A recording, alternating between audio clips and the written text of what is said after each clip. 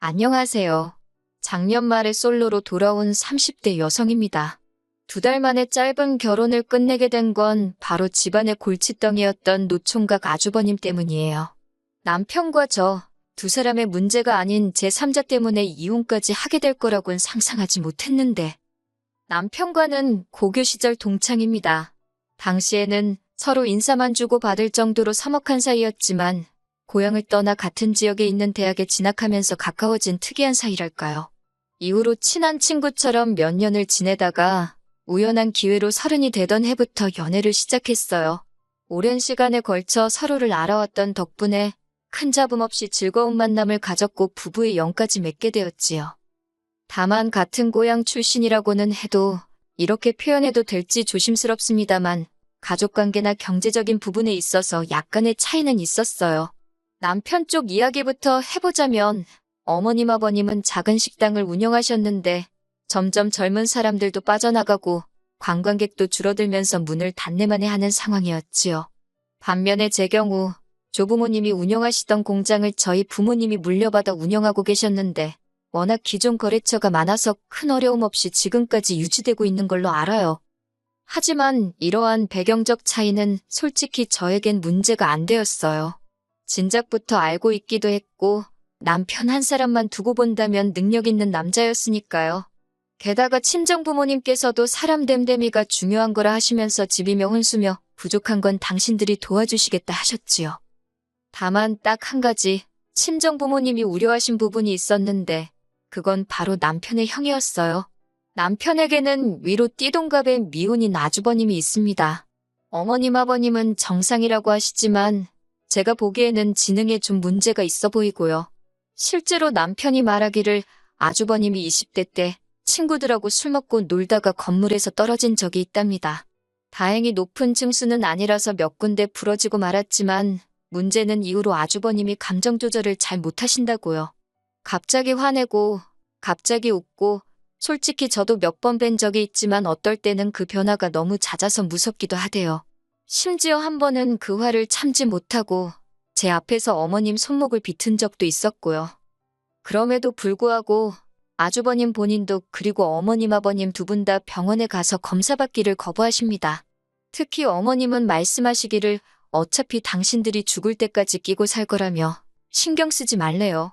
저희한테 짐되는 일은 없을 거라면서 솔직히 좀 꺼림직하긴 했지만 제가 남편하고 결혼하는 거지 아주버님하고 결혼하는 것도 아니고 그리고 늦었지만 그래도 돌이켜 생각해보면 어머님 아버님 댁이 워낙 멀다 보니 자주 보고 살 수 있는 상황도 아니니까 아주버님에 관한 일에 한해서는 못 본 척 모르는 척 눈 감고 살면 된다고 스스로 합리화를 했던 것도 같아요. 한편 저희 둘의 결혼식은 무사히 이루어졌습니다. 남편이 모은 돈 5천에 제가 모은 돈 7천이 있었는데 친정아버지가 서울에 작은 아파트를 사주시면서 하시는 말씀이 제 돈은 비상금이다 생각하고 가지고 있으라고요. 그래서 그 돈은 은행에 맡겨두고 남편에게는 비밀로 했네요. 한편 집 문제가 해결되었으니 남은 건 결혼식과 혼수였는데 결혼식은 양가에서 반반씩 부담해 주셨습니다. 그렇다 보니 남편이 해결해야 할 일은 혼수밖에 없었어요. 그런데 이 무렵 어머님이 연락을 해오셔서는 뜬금없이 당신 주변 분들이 아들 장가 보내면서 이걸 받았네, 저걸 받았네 그런 이야기를 하시더군요. 솔직히 저도 나이가 30이 넘었는데 왜 그런 말씀을 하시는지 당연히 눈치를 챘지요. 그래서 뭐가 필요하시냐 하니까 명품백을 말씀하십니다. 솔직히 황당하더라고요. 제가 집을 해오는 마당인데 표현은 못하시더라도 속으로 고마워하실 줄 알았거든요. 그런데 그 와중에도 저한테 뭐 하나 받고 싶어 하시다니 이걸 귀엽게 받으려야 어째야 하나 싶대요. 어머님은 저에게 남편에겐 말하지 말라고 신신당부를 하셨지만 제가 왜 이런 골칫거리를 혼자 끌어안고 가야 하나 싶어서 남편에게 다 털어놓았습니다. 그랬더니 남편이 정말 미안하다며 어머님이 시골분이라 생각하시는 게 고리타분하다나요? 어이가 없어서 저희 부모님은 뭐 도시분들이라서 보이는 게 없어서 사위가 아무것도 안 해오는데 턱하니 집 사주고 그러시겠어요? 하지만 그런 얘기 해봤자 서로 마음이나 상하지 싶어서 그렇게까지 따지진 않고 그래서 어쩌자는 거냐 물었습니다. 그랬더니 남편이 어머님 가방은 자기가 모은 돈으로 사드리겠대요. 어머님한테는 제가 사드린 걸로 하고요. 솔직히 이런 남편의 방법이 마음에 쏙 드는 건 아니었어요. 5천을 모아온 것도 많은 건 아닌데 거기서 다시 한 500만 원은 빠진다는 소리였으니까. 하지만 자기 딴에는 고민 끝에 내놓은 해결책이었을 테고 아무래도 사람이 돈 문제에 예민하잖아요. 행여 남편 자존심이라도 상할까 싶어서 더는 타박하지 않고 그냥 그렇게 하라고 했습니다. 뭐 또 생각해보면 아들이 엄마 선물해주는 건데 해주는 사람이 기분이 나쁘겠어요? 받는 사람이 나쁘겠어요? 안 그런가요? 하지만 어머님의 억지는 여기서 끝이 아니었습니다. 저희의 경우 신혼여행에서 돌아와 가정가구가 다 들어오기까지 한 달이 좀 안 걸렸어요. 게다가 소파가 제일 늦게 들어오다 보니 거실이 너무 썰렁해서 집들이를 하기도 여의치가 않았지요. 그런데 그새를 못 기다리시고 어머님이 저에게 연락을 하셔서는 저를 막 야단치시대요. 그런 거 하나 야물딱지게 제때제때 못하냐면서요. 솔직히 제 입장에선 억울한 게 남편이 여기저기 분산시켜 놓은 돈을 끌고 오고 어쩌고 하느라 혼수 사는데 시간이 많이 지체되었거든요. 제가 늦장을 부리고 그런 게 아니라요.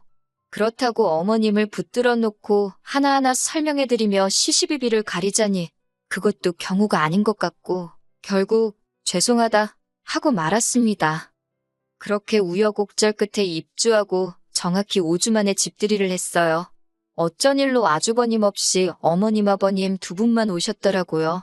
집에 도착한 어머님이 여기저기를 둘러보시더니 방이 3개나 된다면서 연신 넓고 좋다 소리를 하는데 그게 왜 제 귀에는 그렇게 무섭게 들리던지요. 식사를 마치고 과일을 깎아 거실로 나갔습니다. 어머님이 저에게 할 말이 있다며 잠깐 방으로 가자고 하셔서 바로 다시 방으로 따라 들어갔네요. 어머님이 제 손을 꼭 쥐시고는 그래도 이렇게 당신 아들과 제가 사는 거 보니 너무 기분도 좋고 행복하다셨어요. 하지만 그게 본론이 아니었고 뒤이어 나온 이야기가 충격 그 자체였습니다. 어머님 말씀이 당분간 그러니까 한 2달 정도만 어머님 아버님이 여기 올라와 지내시면 안 되겠냐고 그래요. 그게 무슨 말씀이시냐 하니까 저희 결혼해서 사는 거 보니까 너무 좋아 보여서 하루빨리 아주버님도 짝을 만들어줘야 할 것 같답니다. 그런데 아주버님 나이에 부모랑 같이 산다고 하면 어떤 여자가 좋다고 시집을 오겠냐면서 당분간 당신들은 저희 집에 있고 고향에 있는 집이 아주버님 혼자 사는 집인 척 하겠다는 거지요. 저는 갑작스러운 어머님의 말씀에 정신이 하나도 없었지만 그래도 싫다 소리는 똑바로 해야지 싶어서 죄송하지만 싫다고 딱 잘라 말씀드렸습니다. 저희 지금 신혼인데 어머님 아버님하고 지내는 건 너무 불편할 것 같다고 그러니 이런 말씀으로 저한테 부담 주지 마시라고요. 그리고 아주버님은 혼자 지내는 게 어려운 분이지 않냐고 하니까 어머님이 그런 건 걱정할 것도 없다고 동네 사람들이 다 아니까 여기저기서 들여다 봐줄 거라고 그리고 정 안 되면 저희 부모님도 있지 않냐면서 듣다가 그만 황당하고 어이가 없어서 저희 부모님이 거기에 왜 끼냐고 그런 말씀 장난으로라도 하지 말라고 아주 정색을 했어요. 그러자 어머님 얼굴색이 점점 울그락불그락 변해가는 게 보이더군요.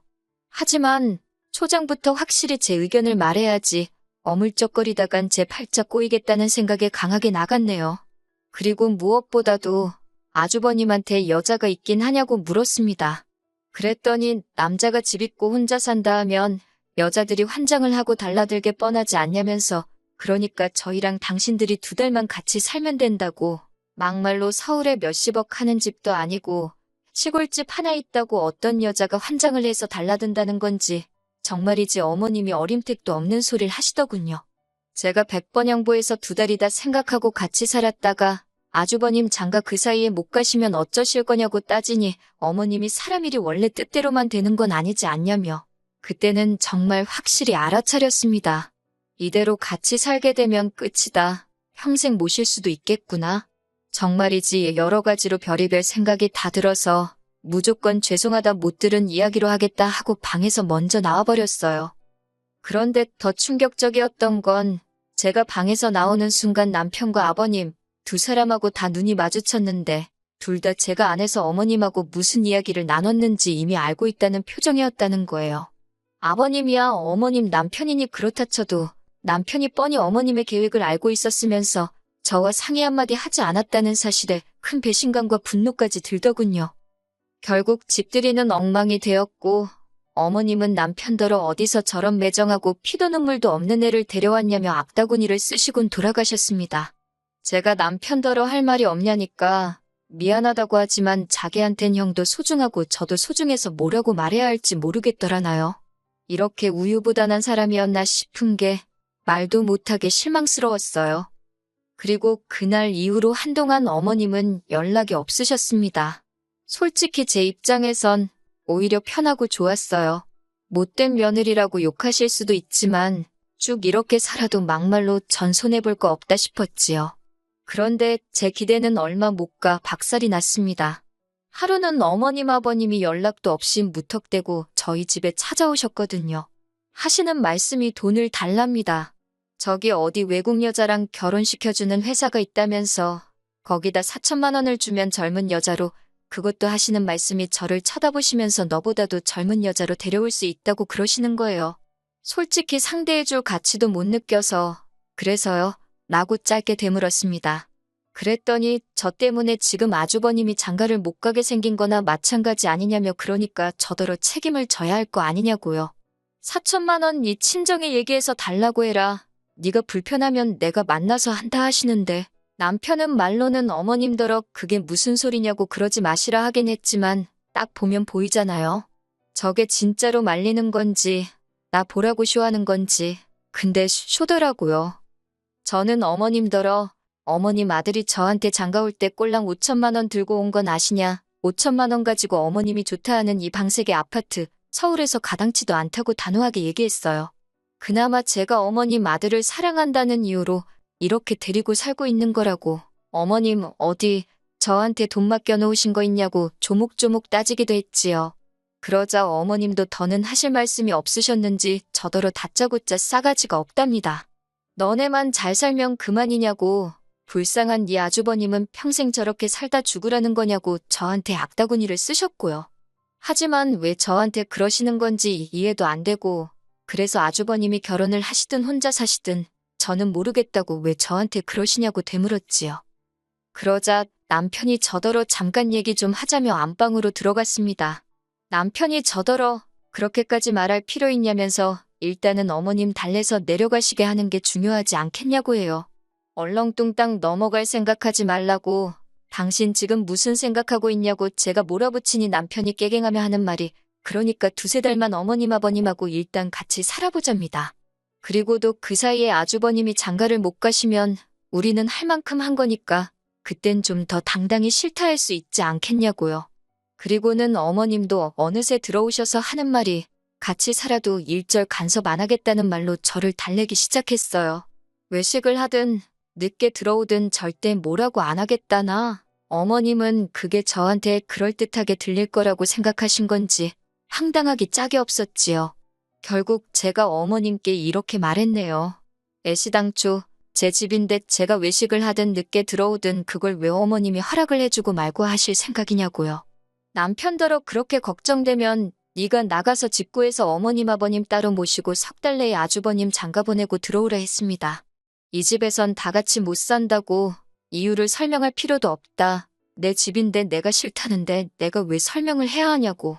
저도 너무 지쳐서 더는 따지고 이해시키고 그러기도 싫더라고요. 그러자 어머님은 저더러 뭐 저런 엑스이 다 있냐고 욕을 하셨고, 남편도 저더러 진짜 너무한다면서 제 편을 들어줄래야 들어줄 수가 없다나. 그래서 다 나가라고 했어요. 다 꼴도 보기 싫다고요. 그렇게 남편과 저는 그 오랜 시간의 인연을 뒤로하고 단 며칠 만에 남남이 되어버렸습니다. 허무하고 기가 막히대요. 어머님은 저희가 칼로 물베기 같은 싸움을 했다고 생각하셨는지 저희가 완전히 갈라서기로 했단 소식을 전했을 때 거의 기절 직전까지 가셨던 모양이에요. 아들 하나 더 장가 보내려다가 이게 웬일이냐면서 어머님 본인의 말씀에 따르면 가슴에 피멍이 들 만큼 스스로를 치셨다며 저더러 마음 풀나셨지만 이상하게도 그런 이야기를 들을수록 제 마음이 차게 식더라고요. 친정 부모님께서는 그래도 아니다 싶었을 때 빨리 그만두는 것도 용기라면서 저에게 기죽지 말라셨습니다. 친정어머니가 어떻게 보면 네 남편이 그 집 기둥이 아니냐며 남의 집 기둥은 함부로 빼오는 게 아니라고요. 친정아버지도 돈 같은 건 있는 집에서 더해주면 해결될 줄 알았는데 하시며 생각이 많으신 눈치였고, 아무튼 자식으로서 못 보일 꼴 보여드린 것 같아 지금도 죄송스럽기만 합니다. 앞으로 즐겁고 행복하게 사는 모습만 보여드릴 수 있도록 더 힘내야겠지요.